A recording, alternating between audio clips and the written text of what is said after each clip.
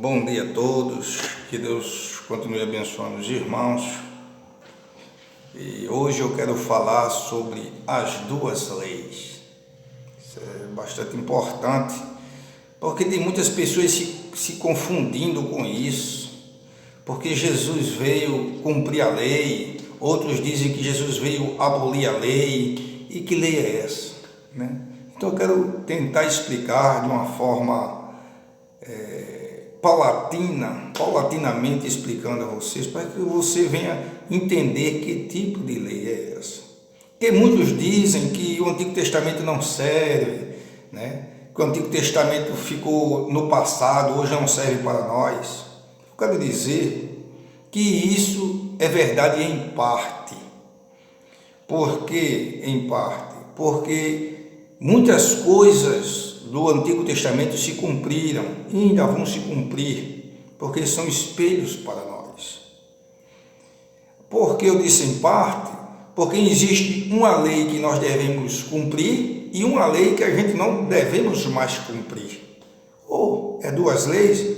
É verdade, são duas leis que existem no Antigo Testamento, que nós devemos saber distinguir isso aí. Eu quero ler só um texto em Romanos, capítulo 10, e o verso 4, que diz assim: porque o fim da lei é Cristo, para a justiça de todo aquele que nele crê.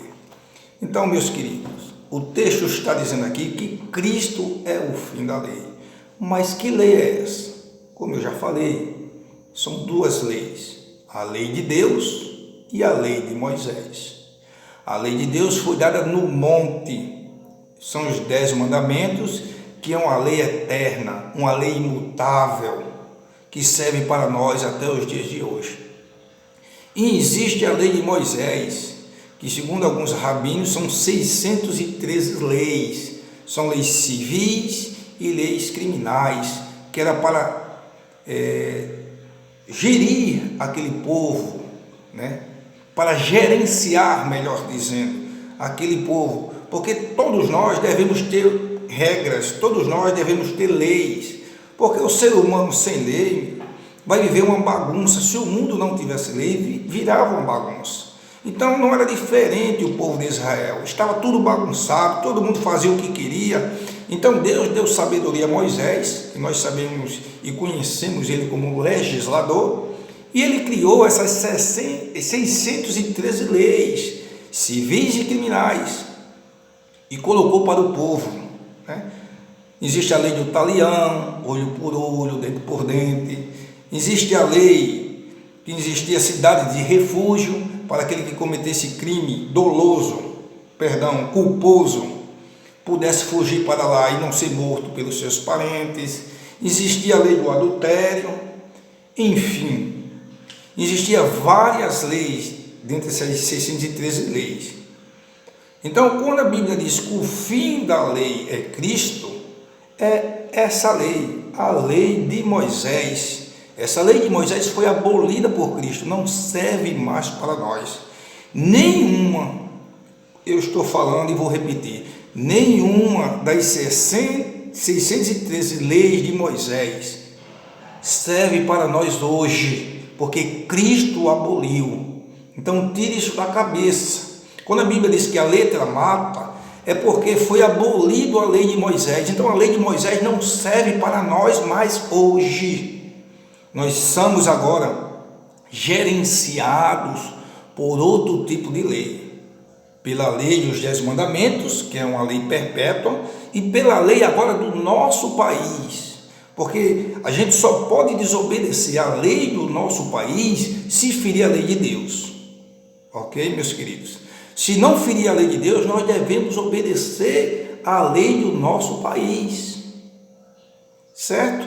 Um exemplo sobre o casamento. Eu vou falar mais na frente, eu vou falar sobre o casamento, mas eu quero dar um exemplo. Se você casar só na igreja, para Deus, você não está casado, você tem que casar no cartório. Então, é a mesma coisa no divórcio. Se você apenas se separar, você casou no cartório e não se separou, continua, e se tem outro relacionamento, você está praticando o adultério. Mas a partir do momento que você se divorcia pela lei do Brasil, Deus escreve lá em cima que você está quebrando a aliança novamente, tirando, se desfazendo da aliança. Daí você pode casar novamente, porque nós estamos sendo gerenciados pela lei daqui do Brasil, e Deus honra cada lei de cada país. Deus só não honra a lei de cada país se estiver ferindo a sua lei. Qual a lei de Deus? A lei que foi dada, que é a lei dos 10 mandamentos, que foi dada a Moisés. Essa lei é imutável.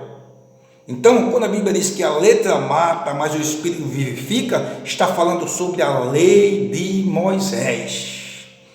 Que Deus abençoe. No próximo vídeo eu quero falar sobre o divórcio, porque tem muitos pastores por aí colocando jugo pesado nos irmãos, dizendo que os irmãos não podem casar novamente, se casar novamente porque se divorciou, se casar novamente está em adultério, segundo a Bíblia Sagrada. Está entendendo a Bíblia erradamente, porque o único pecado, o único erro que não há salvação é a blasfêmia contra o Espírito Santo de Deus.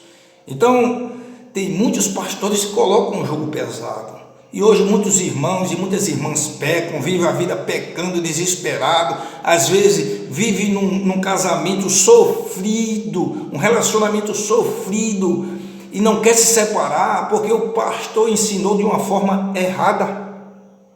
Então, no próximo vídeo eu vou falar sobre o casamento, e eu quero que os irmãos também confiram, lendo também a palavra de Deus. Que Deus abençoe, continue abençoando a todos e ore por mim. Que Deus abençoe.